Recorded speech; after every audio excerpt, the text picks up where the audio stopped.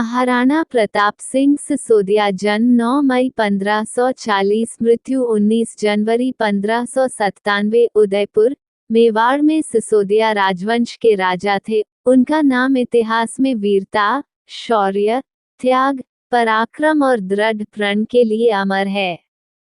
उन्होंने मुगल बादशाह अकबर की अधीनता स्वीकार नहीं की और कई सालों तक संघर्ष किया।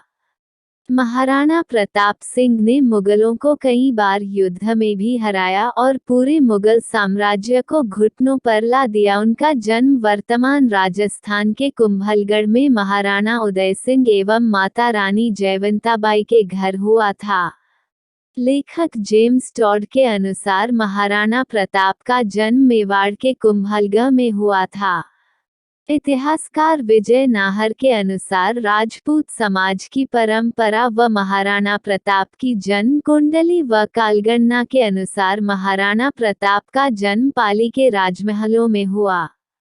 महाराणा प्रताप का जन्म पाली जिले में हुआ था और उनका ननिहाल पाली में था। मुंशी देवी प्रसाद द्वारा रचित सरस्वती के भाग 18 में 7 पंक्तियां में ताम्रपत्र भगवान महाराणा उदय सिंह के दूसरी रानी धीरबाई, जिसे राज्य के इतिहास में रानी भटियाणी के नाम से जाना जाता है, यह अपने पुत्र कुंवर जगमाल को मेवाड़ का उत्तराधिकारी बनाना चाहती थी। प्रताप के उत्तराधिकारी होने पर इसके विरोध स्वरूप जगमाल अकबर के खेमे में चला जाता है।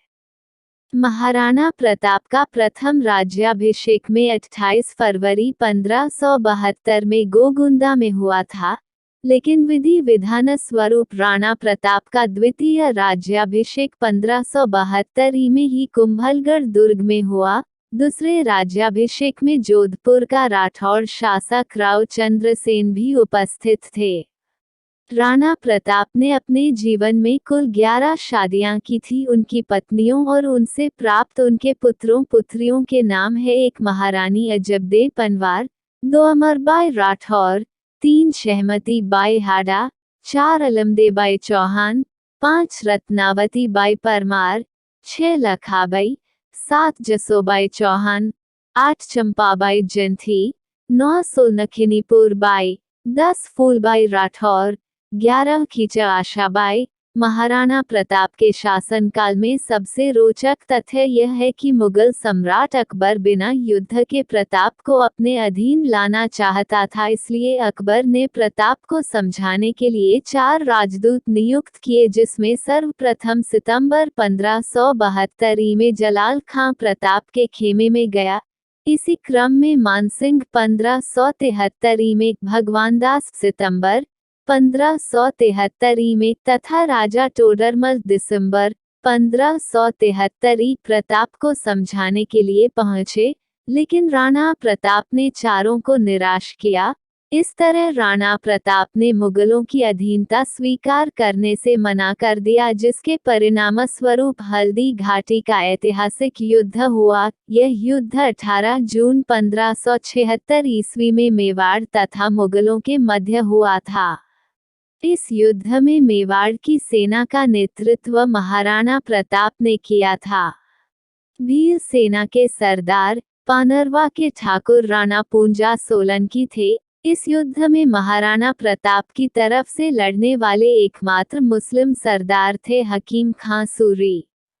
लड़ाई का स्थल राजस्थान के गोगुंदा के पास हल्दी घाटी में एक संकरा पहाड़ी दर्रा था। महाराणा प्रताप ने लगभग 3000 घुड़सवारों और 400 भील धनुर्धारियों के बल को मैदान में उतारा। मुगलों का नेतृत्व आमेर के राजा मान सिंह ने किया था, जिन्होंने लगभग 5000 से 10,000 लोगों की सेना की कमान संभाली थी। 3 घंटे से अधिक समय तक चले भयंकर युद्ध के बाद महाराणा प्रताप ने खुद को जख्मी पाया, जबकि उनके कुछ लोगों ने उन्हें समय दिया। वे पहाड़ियों से भागने में सफल रहे और एक और दिन लड़ने के लिए जीवित रहे। मेवाड़ के हताहतों की संख्या लगभग 1600 पुरुषों की थी। मुगल सेना ने 3500780 लोगों को खो दिया, जिसमें 350 अन्य घायल हो गए। इस युद्ध में मेवाड़ के महाराणा प्रताप विजय हुए थे। जैसे ही साम्राज्य का ध्यान कहीं और स्थानांतरित हुआ, प्रताप और उनकी सेना बाहर आ गई और अपने प्रभुत्व के पश्चिमी क्षेत्रों को हटा लिया। इस युद्ध में मुगल सेना का नेतृत्व मानसिंह तथा आसफ खां ने किया। इस युद्ध का आंखों देखा वर्णन अब्दुल कादिर बदायूनी ने किया। इस युद्ध को आसफ खां ने अप्रत्यक्ष रूप से जिहाद की संज्ञा दी। इस युद्ध में बींदा के झालामान ने अपने प्राणों का बलिदान करके महाराणा प्रताप के जीवन की रक्षा की। शत्रु सेना से घिर चुके महाराणा प्रताप को झाला मानसिंह ने अपने प्राण देकर बचाया और महाराणा को युद्ध भूमि छोड़ने के लिए बोला। शक्ति सिंह ने अपना अश्व देकर महाराणा को बचाया। प्रिय अश्व चेतक की भी मृत्यु हुई। हल्दी घाटी के युद्ध में और देवर और चप्पली की लड़ाई में महाराणा प्रताप को सर्वश्रेष्ठ राजपूत राजा और उनकी बहादुरी, पराक्रम, चारित्र्य, धर्मनिष्ठा, त्याग के लिए जाना जाता था। मुगलों के सफल प्रतिरोध के बाद उन्हें हिंदू शिरोमणि माना गया। यह युद्ध तो केवल एक दिन चला, परंतु इसमें 17,000 लोग मारे गए।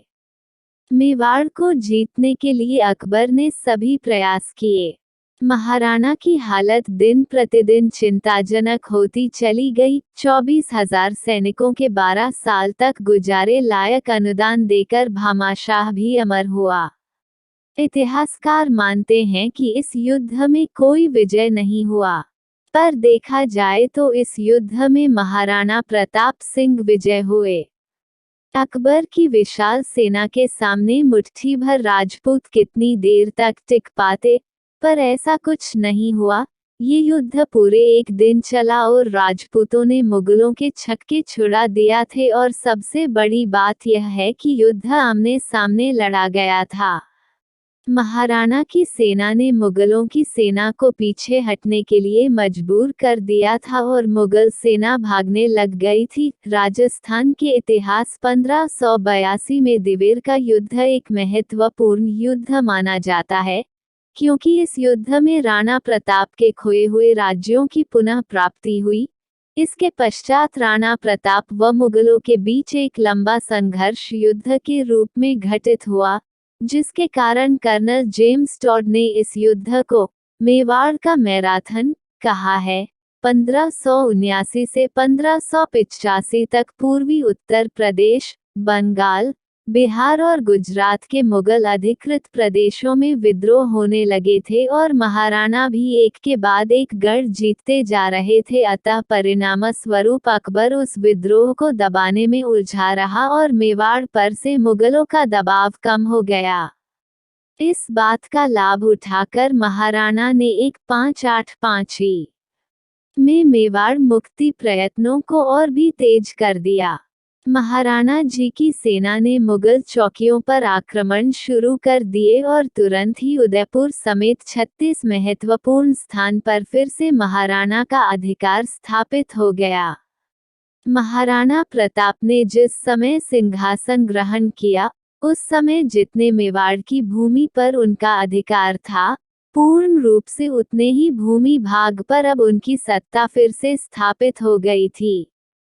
12 वर्ष के संघर्ष के बाद भी अकबर उसमें कोई परिवर्तन न कर सका, और इस तरह महाराणा प्रताप समय की लंबी अवधि के संघर्ष के बाद मेवाड़ को मुक्त करने में सफल रहे और ये समय मेवाड़ के लिए एक स्वर्ण युग साबित हुआ। मेवाड़ पर लगा हुआ अकबर ग्रहण का अंत 1585 में हुआ।